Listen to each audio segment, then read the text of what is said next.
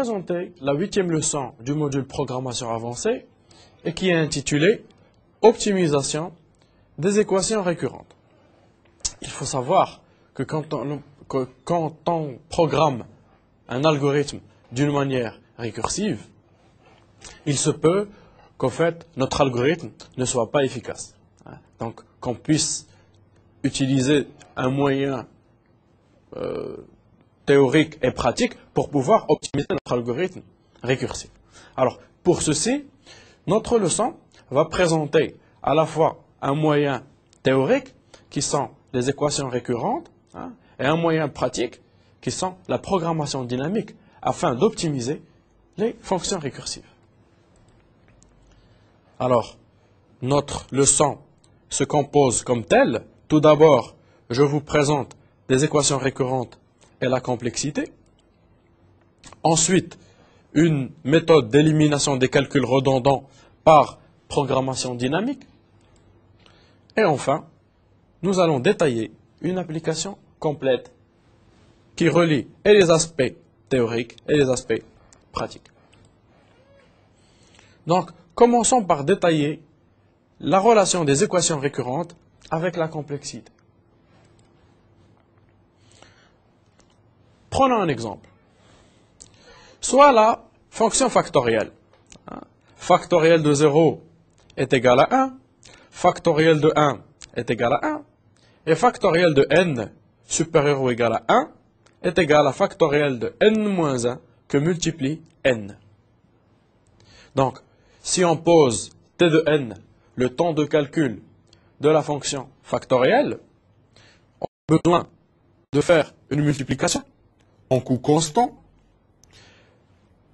En plus, on a besoin de calculer factoriel de n-1. Donc, le temps de calcul de factoriel de n est égal à le temps de calcul de la multiplication en coût constant plus le temps de calcul de factoriel n-1. Si l'on replace tn-1 par sa valeur, qui est également une multiplication en coût constant plus le temps de calcul de factoriel n-2, qui est tn-2, on retrouve tn est égal à c, l'ancienne constante, plus la nouvelle constante engendrée par tn-1, plus tn-2, qui est le temps de calcul de factoriel n-2.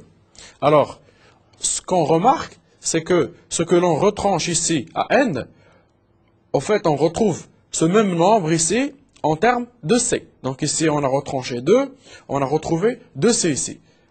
Donc si on généralise, si l'on retranche un nombre i, on va retrouver c fois i. Alors la limite qu'on peut atteindre, c'est i est égal à n. Donc si i est égal à n, on va obtenir ici t de 0, qui est le temps de calcul de factoriel de 0, qui est en coût constant, parce que factoriel de 0 est égal à 1, sans appel récursif. Donc en fait, si on regarde ici, on retrouve le temps de calcul de factoriel de n, c'est c fois i plus t n moins i, et i pouvant aller jusqu'à n. Ce qui veut dire au fait que t de n est égal à c fois n. Vu que t de 0, c'est négligeable par rapport à c fois n. Donc en fait, on retrouve tn est égal à grand O de c fois n, qui est égal à grand O de n. Alors, de cet simple remplacement récurrent, on a démontré par récurrence que la factorielle, c'est un algorithme qui s'exécute en temps linéaire. Donc, grand O de n, temps linéaire. Donc, prenons un autre exemple. Prenons la fonction de Fibonacci, ou suite de Fibonacci. La suite de Fibonacci, pour un n égal à 0 ou égal à 1, elle renvoie ce même n. C'est-à-dire que Fibonacci de 0 renvoie 0, Fibonacci de 1 renvoie 1. Maintenant, Fibonacci de n supérieur strictement à 1, est égal à Fibonacci de n-1 plus Fibonacci de n-2. Donc en fait, si l'on pose t de n, le temps de calcul de la suite Fibonacci de n, ben, on retrouve au fait qu'on a besoin de calculer Fibonacci de n-1, donc en temps t de n-1, on a besoin de faire Fibonacci de n-2 en temps t de n-2, et on a besoin d'effectuer une addition. Donc cette addition est effectuée en coût constant, donc avec une constante c. On sait que la fonction t de n, donc qui mesure le temps de calcul de Fibonacci, est une fonction croissante. Bien sûr, plus n grandit, plus t de n grandit. Donc, si elle est croissante, ça veut dire au fait que t de n-1 est supérieur ou égal à t de n moins 2. Conséquence de la croissance de t. Donc, ça veut dire qu'au fait, t de n est supérieur ou égal à c plus 2 fois t de n moins 2. Donc, si l'on pose au fait, pour Fibonacci, on a t de n supérieur à c plus 2 fois t de n moins 2. On va poser ceci.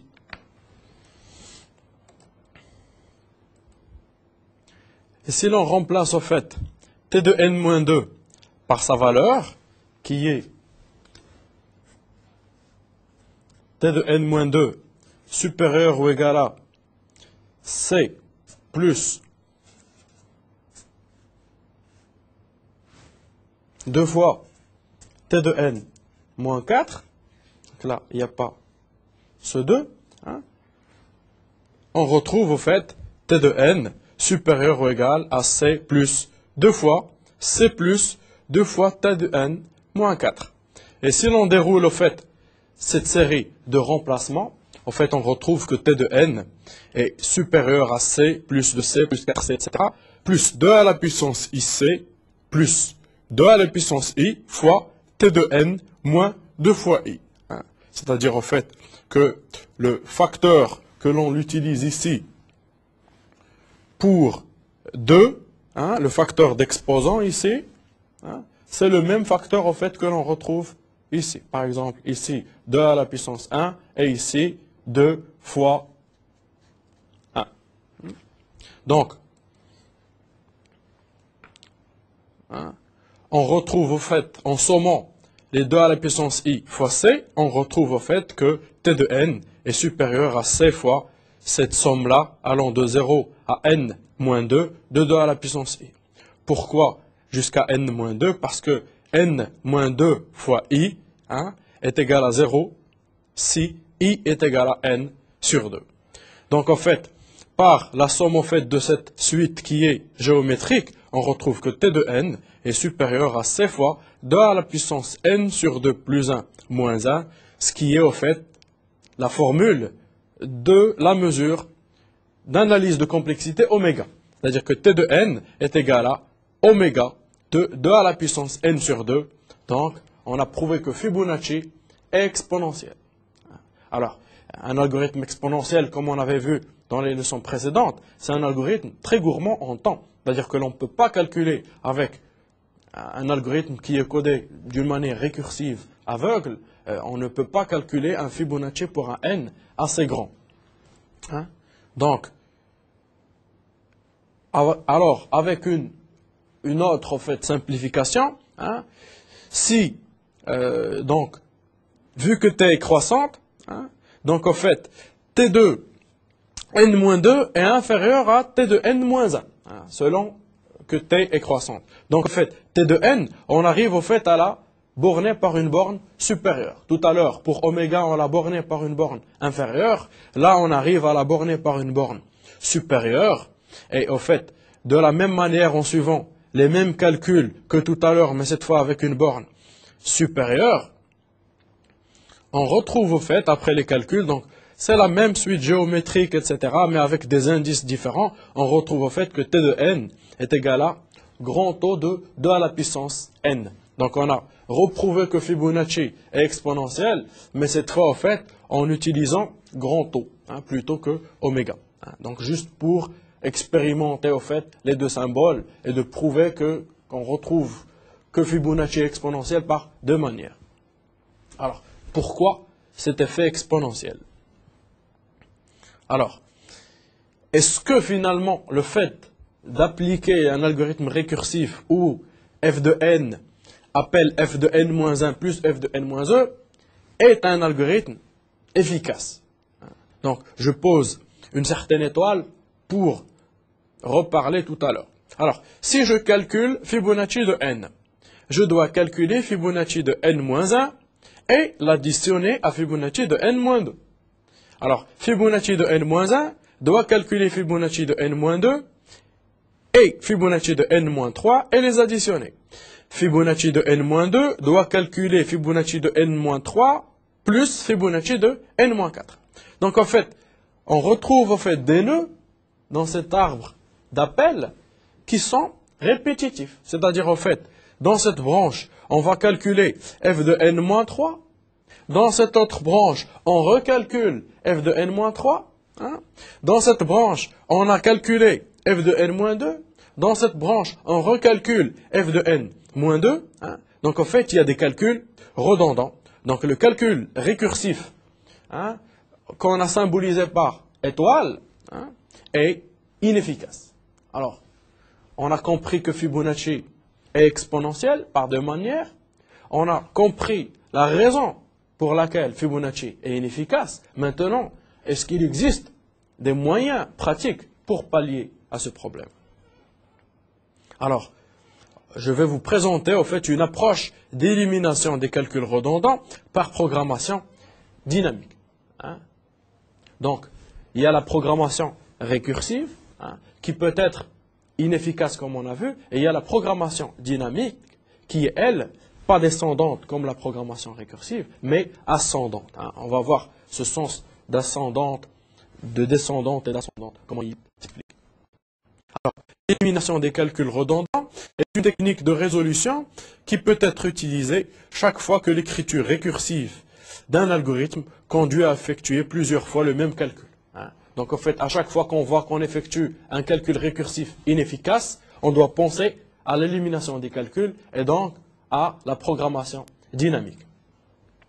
Alors, l'approche par élimination des calculs redondants repose sur une évaluation ascendante des résultats intermédiaires. C'est-à-dire, on a vu que dans l'arbre de Fibonacci, on commence par f de n qui nous donne f de n-1, f de n-2 et f de n-1 nous donne f de n-2, f de n-3 qui est déjà calculé. Au lieu de faire un calcul descendant, l'élimination des calculs redondants fait un calcul ascendant. Donc, on va essayer de calculer les résultats intermédiaires de telle sorte à construire petit à petit notre résultat global. Alors, l'approche divisée pour régner est descendante, top-down, et naturellement récursive. Alors, divisée pour régner, c'est une approche que l'on va étudier dans les leçons à venir. Quand on dit que f de n, Fibonacci de n, c'est l'addition de f Fibonacci de n-1 et Fibonacci de n-2, plus une addition, on est en train de diviser le travail. C'est-à-dire, au lieu de dire que f de n est complexe, ben f de n-1 est moins complexe, certes, parce qu'il prend moins de temps. Calculons f de n-1, calculons f de n-2, bien qu'il y ait des dépendances qu'on a découvertes, et puis faisons l'addition. Donc, c'est l'approche de diviser pour résoudre, que l'on va détailler après, hein, dans d'autres leçons. Et c'est une approche, au fait, top-down, hein, donc descendante, elle est naturellement récursive. Alors, l'approche par programmation dynamique, par contre, donc dite aussi par élimination des calculs redondants, est par contre ascendante, hein, donc bottom-up, et conduit généralement à l'écriture d'algorithmes itératifs. Si l'approche divisée pour résoudre, hein, est naturellement récursive et top-down, hein, l'approche par programmation dynamique, elle est donc ascendante, bottom-up, elle est naturellement itérative. Alors, cette approche-là d'élimination de calculs redondants, elle suit certaines étapes. La première étape, elle consiste à représenter le graphe des appels de la fonction récursive. Alors, si Fibonacci de n dépend de Fibonacci de n-1 et de Fibonacci de n-2, ben, la notion de dépendance, on la trace selon un graphe. Donc, un arc comme ça veut dire que Fibonacci de n dépend de Fibonacci de n-1.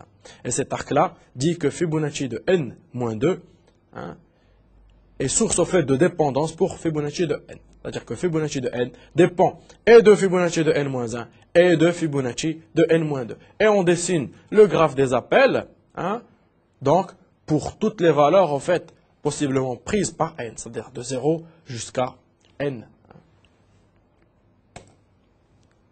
Alors, après avoir conçu le graphe de dépendance des appels, l'étape 2 consiste en fait à éviter de recalculer les résultats intermédiaires en les marquant. C'est-à-dire qu'on a vu au fait dans le graphe des appels qu'en fait il y a des nœuds pour lesquels, donc en fait, Fibonacci de n dépend de Fibonacci de n-1 et dépend de Fibonacci de n-2. Et Fibonacci de n, elle dépend aussi de celui-là. Donc ça, c'est un calcul redondant.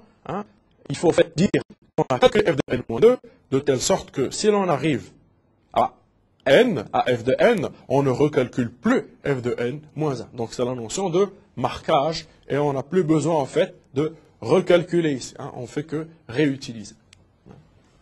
Donc en fait, cette technique similaire au marquage des nœuds lors de parcours de graphes. Donc, dans les leçons à venir, on va réutiliser cette notion de marquage pour éviter des calculs au fait répétitifs. Alors, on donne un exemple. Alors, soit FibTab, qui est au fait un tableau des nœuds marqués. Et au fait, FibTab de n supérieur à 0, ça veut dire au fait que n est marqué. Donc, alors, si FibTab de n est supérieur à 0, ça veut dire qu'au fait, Fibonacci de n a été calculé. Ça veut dire que FibTab de n, au fait, elle sauvegarde la valeur de Fibonacci de n. Donc, en quelque sorte, au fait, on a un tableau de 0 à n.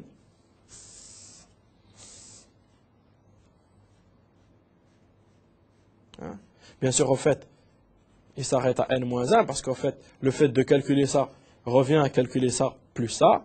Donc, on n'a plus besoin. Cette valeur, elle est en fait le retour, le dernier retour. Donc, on a un tableau comme ça. Alors, on va dire que si une valeur est supérieure à 0, ça veut dire que, à l'indice i, c'est supérieur à 0, ça veut dire qu'au fait que Fib de i est stocké dans le tableau qu'on a appelé FibTab.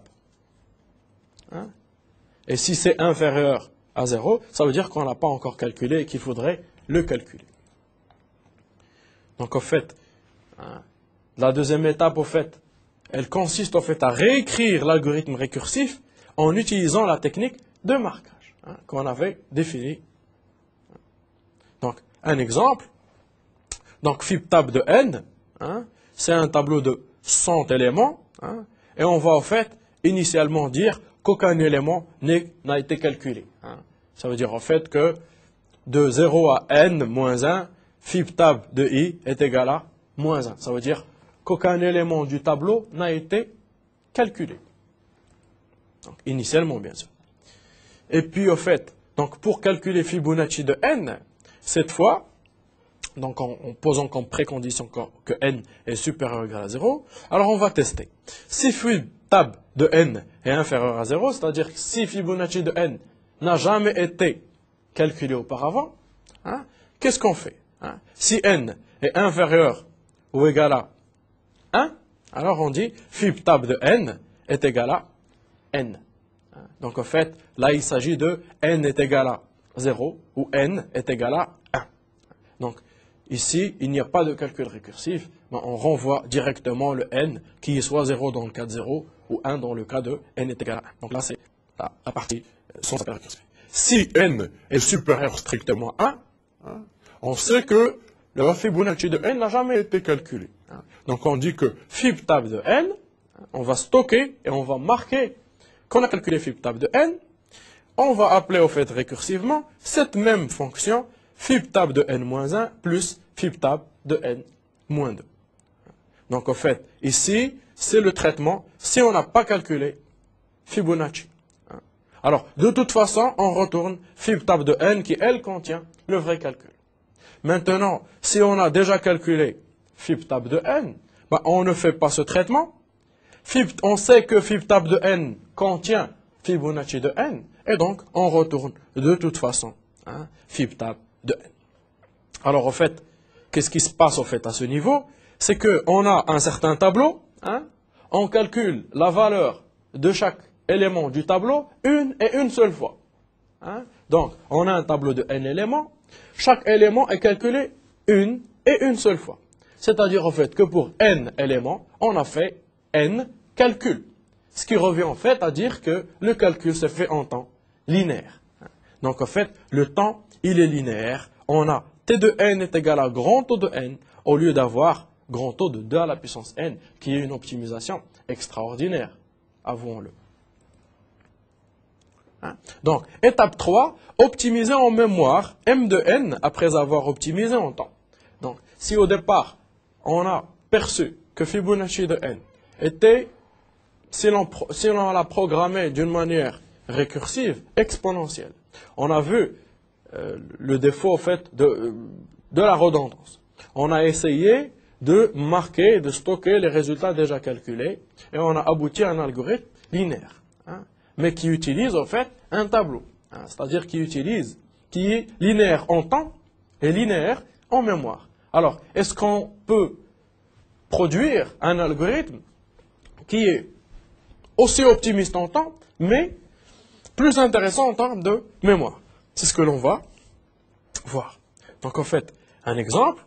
Donc, on répète en fait notre algorithme juste pour voir qu'en fait, m de n est égal à grand taux de n. C'est-à-dire qu'on a utilisé n cases du tableau, c'est-à-dire qu'on consomme linéairement en taille mémoire n dépendant du nombre en fait passé en paramètres, donc du n. Donc n étant la taille du problème en fait. Alors, comment maintenant proposer une optimisation en mémoire? En fait, cette optimisation en mémoire, elle revient à passer naturellement à une programmation itérative.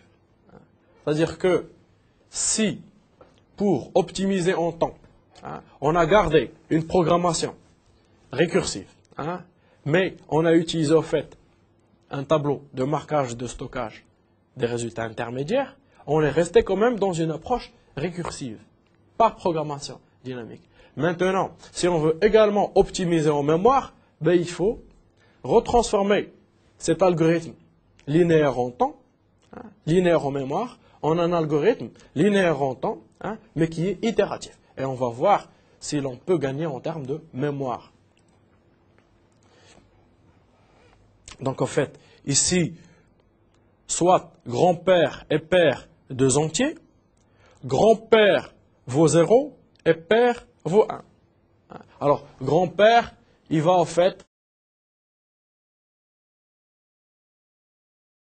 et père, l'état initial, Fibonacci de 1.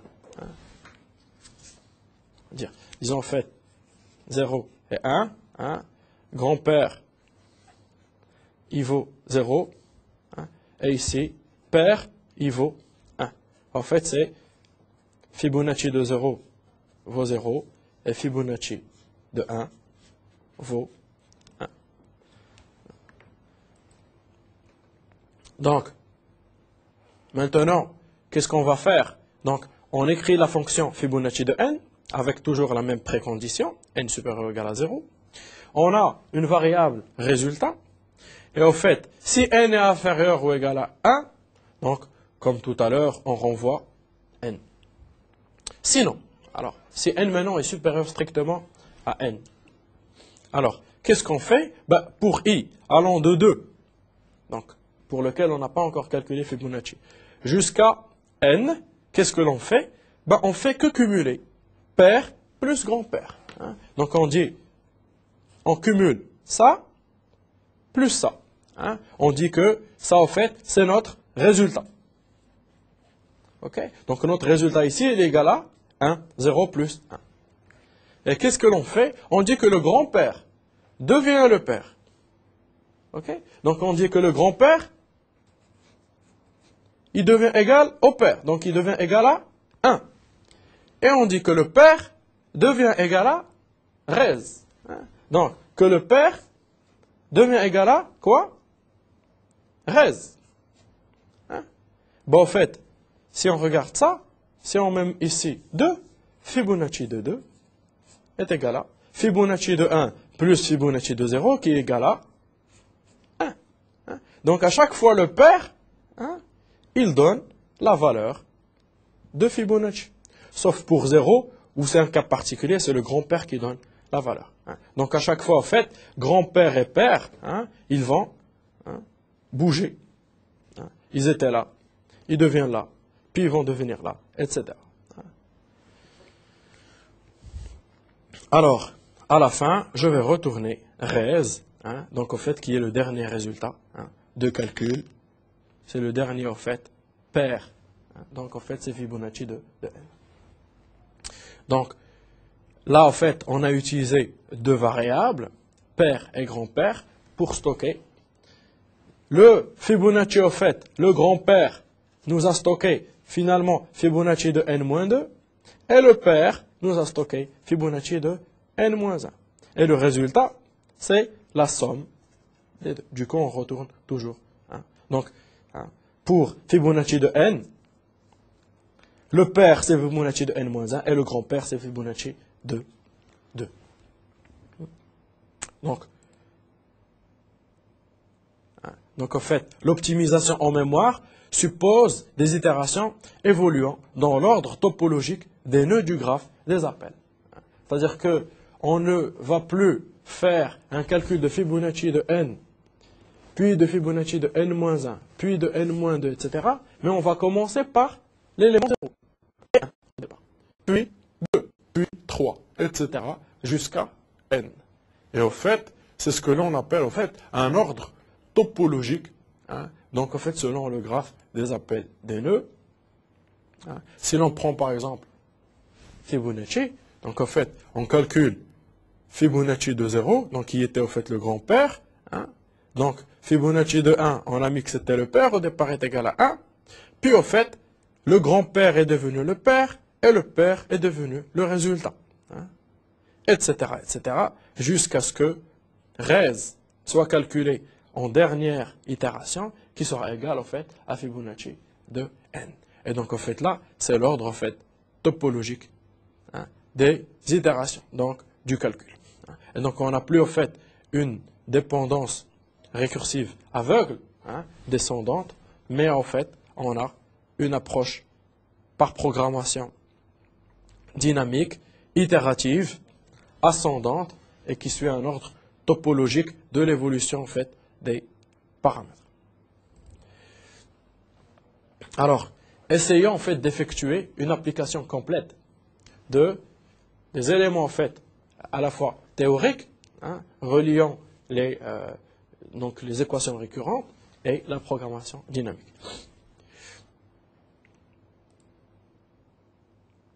Donc en fait, on se pose un certain problème qui est CNP, qui est le nombre de combinaisons P parmi N. Donc, on va essayer de suivre la même approche, à la fois théorique et pratique, pour, en fait, proposer un algorithme efficace pour calculer le nombre de combinaisons P parmi N. Donc, tout d'abord, il faut calculer la complexité de l'équation récursive CNP. Donc, CNP, c'est Cn-1P plus Cn-1 P-1 pour P encadré entre 0 et N. Donc, en fait, avec Cn0, Cnn est égal à 1. Alors, solution. Le calcul des combinaisons CNP est égal à CNP plus Cn est égal à Cnn est égal à 0. Et CNP est égal à Cn-1P plus Cn-1 P-1. Donc, en fait, c'est systématique. On va récupérer l'équation récurrente et on va la poser sous forme récursive. Et en fait, le temps de calcul est fonction de NP. Donc, en fait, il y a une addition en coût constant plus un coût de calcul de Cn-1P, qui est Tn-1P, plus Tn-1 P-1. Donc, en fait, par la même manière, on va essayer de trouver une borne supérieure, au fait, de TNP. Hein. Donc, au fait, vu qu'elle est croissante, hein, donc Tn-1, P-1 est inférieur à Tn-1, P. Hein. Et donc, en fait, on peut dire que c'est inférieur à C plus 2 fois Tn-1, P. Et on répète la même chose, au fait, ici, jusqu'à ce que l'on trouve, au fait, que TNP est inférieur à C plus 2C plus 4C, etc., plus 2 à la puissance IC, plus 2 à la puissance I, Tn-I, P. Alors, hein, comme on l'a fait pour Fibonacci, en fait, on va retrouver que TNP est inférieur à C fois la somme des 2 à la puissance I allant de 0 à N moins P. Donc, quand N moins I vaut P, I vaut N moins P. Alors, 2 à la puissance I, c'est une suite géométrique. Donc, on calcule sa somme et on trouve au fait que TNP est inférieur ou égal à C fois 2 à la puissance N moins P plus 1 moins I moins 1. Et au fait, on retrouve au fait que TNP est calculé d'une manière récursive, va donner au fait un algorithme exponentiel. Donc CNP est exponentiel. Alors, comment éliminer maintenant les calculs redondants? Donc, représentons déjà le graphe des appels de la fonction récursive CNP. Hein? Donc, bon, hein, pour se rappeler notre équation, hein, donc on sait au fait que CNP dépend de Cn-1P hein, et de Cn-1 P-1. OK? Donc, il y a une certaine dépendance. Et donc, en fait, ces deux flèches, on va les retrouver pour chaque nœud de ce fait treillis. Donc, ça, c'est le graphe des appels. Hein. Et au fait, on voit que si on continue ce graphe des appels, on va trouver, au fait, que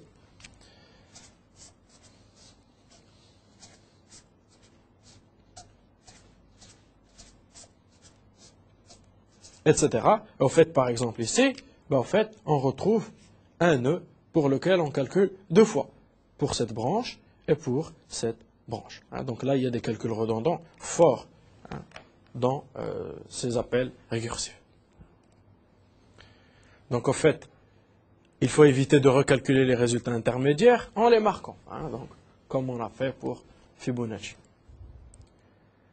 Donc, éviter de recalculer les résultats intermédiaires en les marquant avec de la tabulation. Donc, c'est ce qu'on a appelé la tabulation. Donc, on crée en fait un tableau, cette fois qui est bidimensionnel parce qu'on a deux paramètres NP hein, pour le calcul de combinaison. Et donc, en fait, la même sémantique, si comptable NP est supérieur à 0, ça veut dire qu'il est marqué. Alors, ben, en fait, pour calculer comptable comp NP, on va juste lire dans la table comptable les deux éléments, enfin la valeur qui est à l'indice NP. Hein? Donc, il faut réécrire l'algorithme récursif en utilisant la technique de marquage. Et donc, l'algorithme récursif avec la technique de marquage va en fait s'effectuer très similairement à Fibonacci. Et donc, voilà notre tableau. On fait un marquage initial. Donc, rien n'est calculé. Tout est égal à 0. Et puis, on va dire si ce n'est pas calculé, ben en fait, on calcule. Hein, et de toute façon, on renvoie le résultat qui est comptable de NP. Alors, si ce n'est pas calculé, si N est égal à P ou P est égal à 0, on va renvoyer 1. Hein? Donc, CNN et Cn0 est égal à 1. Sinon, on va faire les appels récursifs. Donc, on va avoir en fait un tableau hein, comptable qui est de n fois p éléments. On va calculer chaque élément une et une seule fois. Hein. Ça veut dire en fait qu'en termes de mémoire, on a n fois p moins p carré parce qu'en fait, p doit être en fait encadré entre 0 et n. Donc en fait, ce qui est en grand taux de n moins p, mais on peut optimiser le coût de mémoire après avoir optimisé en temps. TNP, hein. Donc TNP qui est maintenant en fait N fois P, hein. Donc P étant une constante, N, donc c'est en fait linéaire par rapport à N. Donc l'optimisation en mémoire suppose des itérations dans un ordre topologique des nœuds du graphe des appels. Donc au lieu au fait d'avoir le graphe des appels récursifs, on va essayer au fait de trouver l'ordre topologique des appels. Et donc en fait on parcourt chaque élément une et une seule fois cette fois, hein, donc pour donc trouver itérativement le résultat. Donc l'optimisation en mémoire revient à passer naturellement à une programmation itérative. Hein. Donc comme on a fait pour Fibonacci, on réutilise la même technique, grand-père et père. Hein. Et au fait, on va essayer de calculer la combinaison comme on a fait pour Fibonacci. Alors, comme synthèse, hein, la solution générale des formules au fait de complexité de la forme Tn, Bn plus C, D, Tn-1, où T1 est égal à 1.